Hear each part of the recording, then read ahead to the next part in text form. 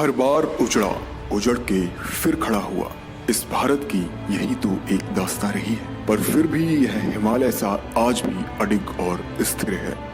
जितना पुराना भारतवर्ष है उससे भी कई पुराना है इसका इतिहास। बस तो आइए चलते हैं इतिहास के पन्नों से ओझल उन व्यक्तित्व के पास जिन्हें हमने, आपने और शायद कहीं न कहीं इस इतिहास ने भी भुला दिया, क्योंकि हर एकांत हमसे और आपसे कहता है अपने होने का वजूद और कहानी ओझल की। हम एक ऐसे देश में रहते हैं जहाँ कण कण में ईश्वर का वास बताया गया है, फिर चाहे वो पत्थर हो या कोई पेड़, पहाड़ हो या धरती। कभी कभी हमारे आसपास कुछ ऐसी घटनाएं घटित हो जाती हैं जो सुनने में तो सिर्फ एक कहानी लगती है, और उसके पीछे का कारण बहुत बड़ा होता है। आज एक ऐसी ही जगह को लेकर चल रहे हैं जहाँ पर घटित घटना हो सकता है सुनने में छोटी प्रतीत हो, और उस स्थान के प्रति लोगों की आस्था व श्रद्धा उसे महान बनाती है। वो जगह है बाबा पशुपतिनाथ मंदिर, जहाँ शिव और उनके रुद्रावतार हनुमान अपने पंचमुखी रूप में एक साथ विराजमान है, और साथ ही है वह घटना जो इस मंदिर के महात्म को बढ़ाती है। नमस्कार, मैं अभिषेक चौहान स्वागत करता हूं अपने चैनल जिसका नाम है ओझल हिस्ट्री। इसमें हम आपको बताते हैं कुछ ऐसे ऐतिहासिक स्थलों और कुछ ऐसे व्यक्तित्वों के बारे में जो कहीं ना कहीं इतिहास के पन्नों से ओझल हो चुके हैं। आज मैं एक ऐसी जगह पर आया हूं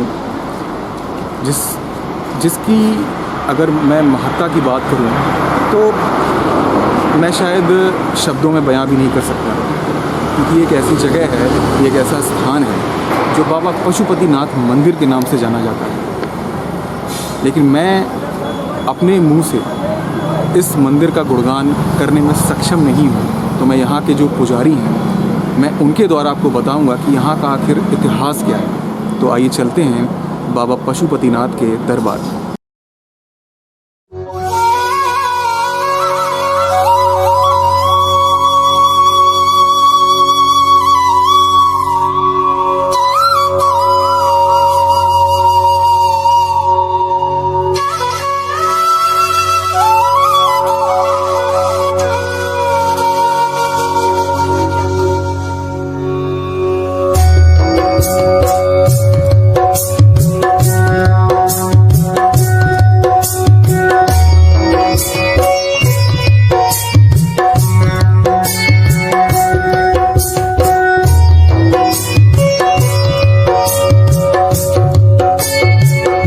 हमारे साथ हैं बाबा पशुपतिनाथ मंदिर के महंत बाबा ज्ञानानंद जी।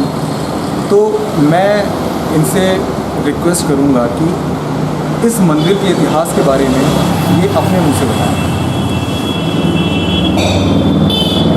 जय श्री राम, हर हर महादेव। जय श्री राम, जय श्री राम, जय श्री राम।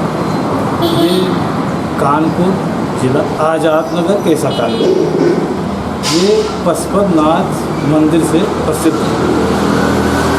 यहाँ 40 साल पहले एक गौ,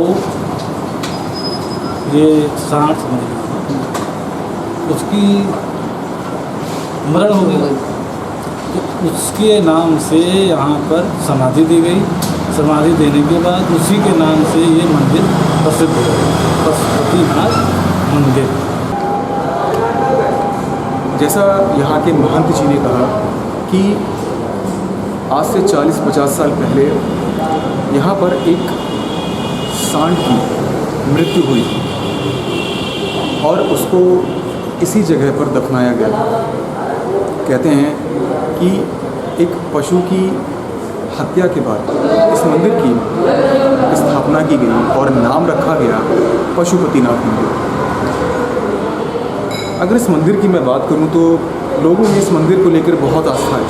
यहाँ के आसपास के लोगों में कहते हैं कि कोई भी मनोकामना हो या उनका कोई भी ऐसा काम जो नहीं बनता है, अगर वो इस मंदिर में आकर मनोकामना मांगते हैं तो उनकी मुराद बाबा पशुपतिनाथ ज़रूर पूरी करते हैं।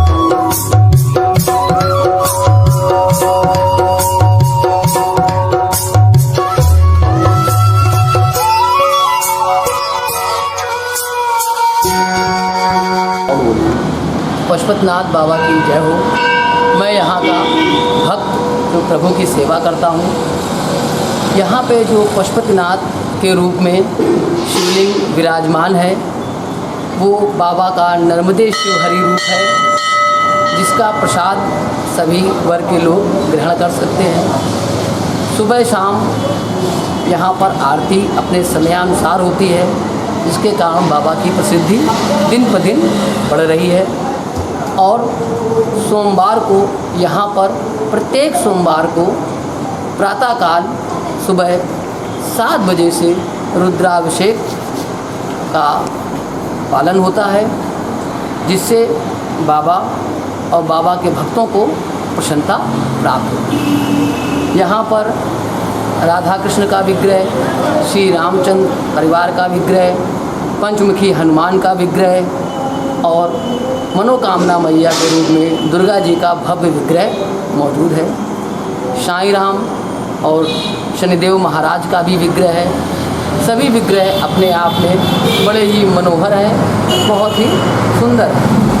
और नियमित पाठ से यहाँ पर थोड़ा अलौकिक वातावरण बनता है, जिसके कारण भक्तों को प्रसन्नता आने पर मिलती है। हमारा सभी भक्तों से अनुरोध है कम से कम एक बार यहाँ जरूर आएँ, आध्यात्मिक शांति जरूर प्राप्त हो। धन्यवाद। जय श्री राम।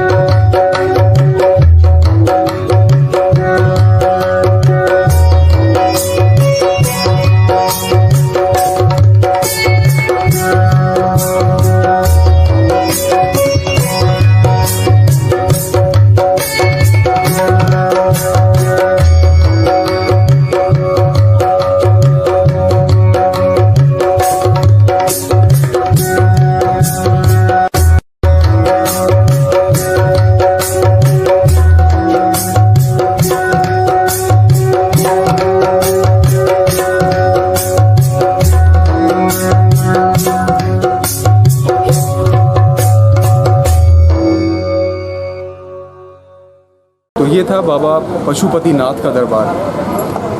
अगर मैं इस मंदिर की बात करूं तो ये मंदिर कानपुर के केसा में स्थित है। इस मंदिर को लेकर जैसा कि मैंने आपको बताया कि लोगों में बहुत आस्था है और ख़ासकर यहाँ का पंचमुखी हनुमान जी का विग्रह आपको दूर दूर तक कहीं देखने को नहीं मिलेगा। और बाबा भोलेनाथ जिन्हें यहाँ पशुपति के नाम से जाना जाता है, उनकी भी एक अलग ही महिमा है। खैर, मैं और हमारी टीम आज यहाँ पर आए। हम लोगों ने इस मंदिर में आकर एक अलग ही अनुभव प्राप्त किया। ये ज़रूरी नहीं कि किसी भी मंदिर का इतिहास बहुत बड़ा होना चाहिए, लेकिन ये ज़रूरी है कि हम उस जगह को कितनी मान्यता या कितना महत्व देते हैं। ये मंदिर हमारे देश की धरोहर है और मैं आप सभी लोगों से ये प्रार्थना करूंगा कि आप अगर इस मंदिर पे नहीं आए हैं तो आप एक बार ज़रूर आएँ।